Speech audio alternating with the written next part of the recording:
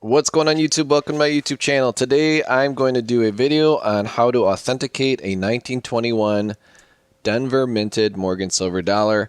This can also be used for any type of Morgan silver dollar, and I'm going to show you how to authenticate one of these without having the extremely expensive XR gun, which basically just tests metals, or that Sigma Analytics whatever device that's like $800 on sale. Guys, you don't need that to make sure your Morgan silver dollar is legitimate. So I just got this in the mail, and this is typical how most of you hold and store your coins in these type of flips. So we're going to first open this up, and for the video purposes, I'm going to be touching this coin with my hands. Why? Because it's not a very expensive coin, and it's okay to touch silver with your hands. So first, the easiest way to open these, I know, yes, it's a razor blade, is just take the blade and thinly slice that portion of the plastic mylar. And then to properly hold the coin, you want to hold it on its edges. And how is this a Denver mint mark? Well, or from Denver. So this is the only only historic Morgan silver dollar that was minted at the Denver Mint in 1921. And there is the mint mark. See a little D? It's super, super small. So most people forget to look for mint marks on the 1921s. And pending the condition, it can greatly increase the value. They didn't make a ton of Denver ones. This one I would say is easily an AU quality. And how are we going to test this to make sure it is actually a real Morgan silver dollar and not a made in a foreign country, aka China, fake? So first of all, this coin was purchased from eBay. That doesn't mean anything, but it does protect me as a buyer in case this coin ended up being fake and the seller completely disappeared. I could always get my money back with eBay, even if the seller does not accept returns. If you sell something saying it's one thing and the buyer gets it and it turns out being fake, you're always protected. Worst case, if eBay doesn't protect you, obviously you use a credit card. Your credit card can protect you as well if you file a claim. So I don't know why everyone's so afraid of buying stuff from eBay. Maybe they had a bad experience, which I get. All it takes is one bad experience and you never use that site again. But it's not really eBay that's in charge. It's the seller that ultimately can give you your product or your experience. So do buy from legitimate resellers or sellers on eBay, ones with good feedback. If you want to buy this coin from me or other coins from me, I would be surely appreciated. I do have my own eBay store, and I always provide the link in my description. So anyways, getting to how we legitimize. First of all, Morgan silver dollars should weigh approximately 26.8 grams. Now, I use this scale a lot on my videos. It's not very expensive. Yes, it's made in China. It's not, you don't have to plug it in. It takes AAAs. I think I've replaced the batteries like once in the last 3 years. But you basically pick up one of these scales from Amazon. I think they're 10, 15 bucks. They're not very expensive. This has somewhat of a metal top. And then you want to turn it on and you want to set it to, well, it's like, dude, hello. Why are you holding me in a weird way? So you want to set it up, and then you want to set it to grams. So to G. So by doing that, you can hit this not the PCS, this M button. You can go ounces, troy, carat, grams. GN is grains. I feel like this particular this scale is not super sensitive, so I would not use this to weigh like gems or anything like that. But you set it to grams. You guys can see the number 00, and you want it to be like 26.8. That is what you want it to weigh. So that is one of the easiest tests on a Morgan silver dollar. It's just to weigh it. It should weigh 26.8 grams. Yes, it could be 26.9. Yes, it could be 26.7 or less if it's very, very worn. So if it's like a slick and you're just buying a bunch of junk silver, you can barely make the date out, you can barely make the Morgan out, you can barely make the eagle out in the back. Those are obviously going to weigh less than 26.8. But that is one of the easiest ways to legitimize it. Another thing you can purchase, and again, I got this from Amazon because I'm an Amazon Prime member. I bought a magnet, but it's not made in China. I bought a neodymium magnet made in the USA, Highland Hawker. This I bought about 3-4 years ago. Again, I was newer to the, I wouldn't say newer, but newer back into the hobby. And I wanted to make sure, what I was buying was actually legit. So what I like about this magnet, I don't sell these either, guys. If you want to get it from Amazon, great. But what I like about this magnet is it does have a rubber part on the end of it. So that way, when you are doing this with your coin to test if it's magnetic, and it should, this is a weird thing to say, but because of the silver content in here, it actually kind of repels a little bit. So it definitely doesn't stick. And you can definitely see that this is highly magnetic. There's a razor blade. There's the scale I can pick up. Can't pick up the coin though, repels in. So definitely a magnet can come in handy. So if you're out in the field and let's say you're meeting with someone and they want to sell you a bunch of silver and you don't want to look like a drug dealer in a scale with you. Although I've seen other channels, like one of these, this pawn channel guy, he goes to garage sales and sometimes they'll ask, hey, do you got any gold or video games?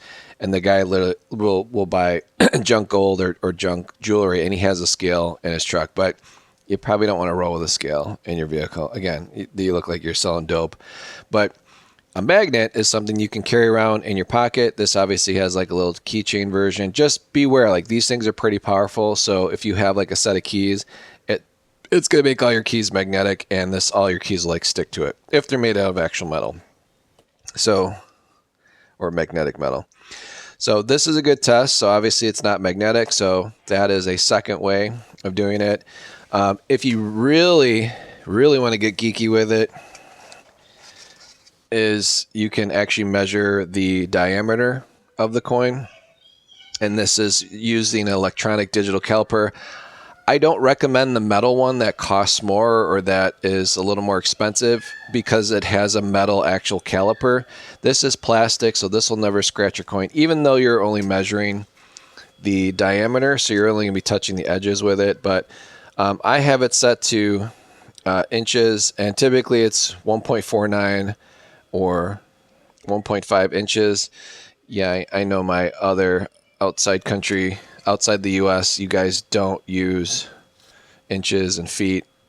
So you can switch this to millimeters. So it should be about 38.2.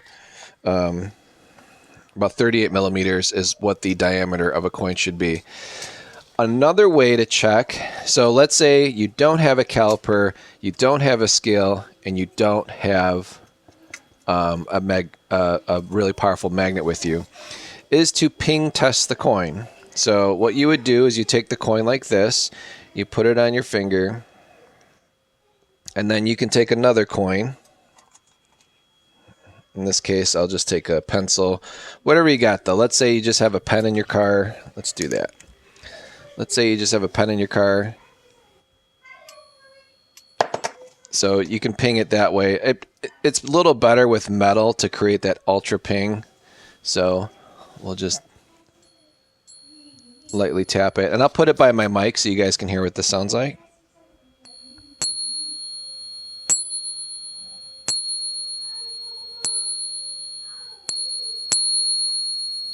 So it's a very nice, very unique pitch.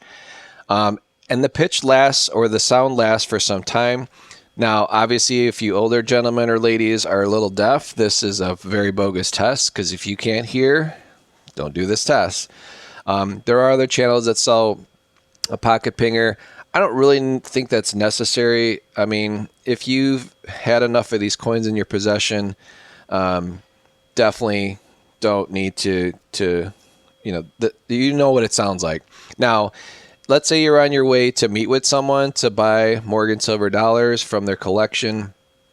It always really helps to bring a legitimate one with you, like an actual real Morgan silver dollar, just to make sure they're not adding any bogus ones. So if you don't bring your scale, you don't have a caliper, and you don't have a magnet, you could at least bring an actual real one, and you can just rely on that ping test, meaning you could ping yours and then compare the sound of the ping to theirs. Super easy way to tell if the coin is legit or not. So again, you don't have to have big money. You don't have to invest $800 in a Sigma analytics thing.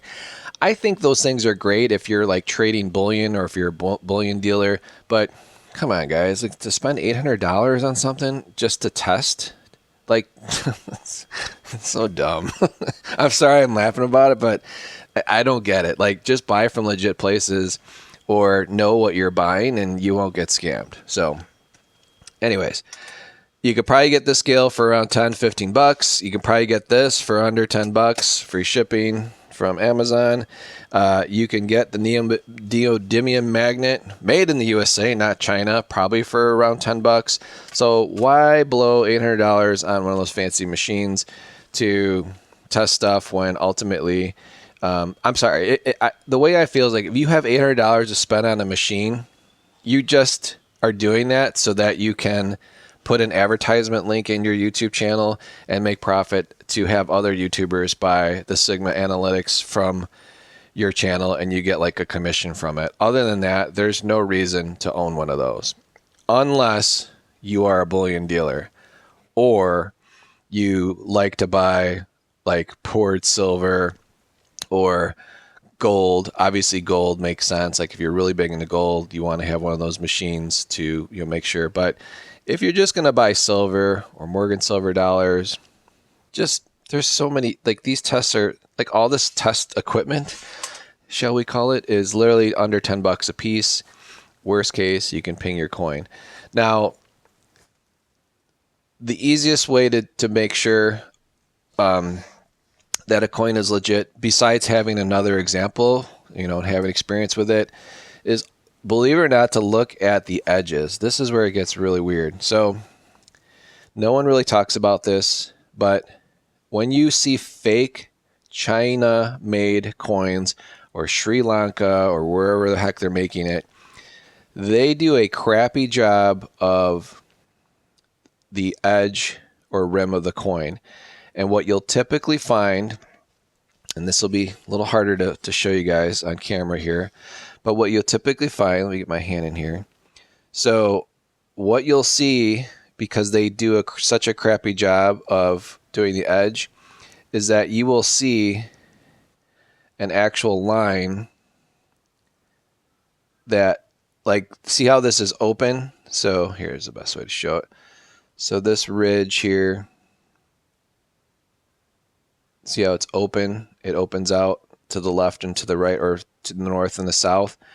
If it's closed, so if these little lines here are actually all closed in, meaning there's a hard line on both sides.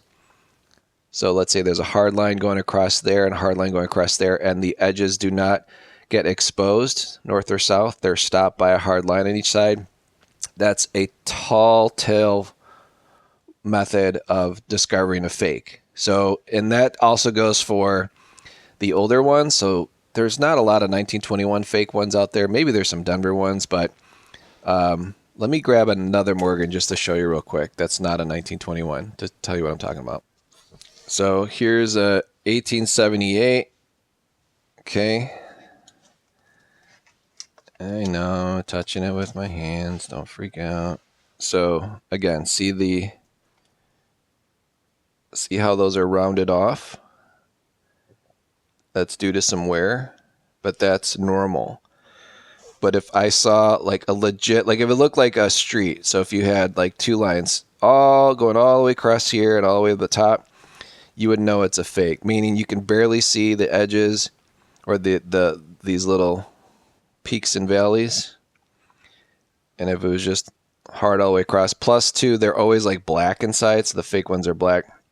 The other thing too is just when you look at the coin itself, you'll know it's fake just by the way it looks. So very common fake ones, they have like this reddish, brownish, fake toning on them. They'll never have mirror fields ever. That would be way too expensive for them to fake a mirror.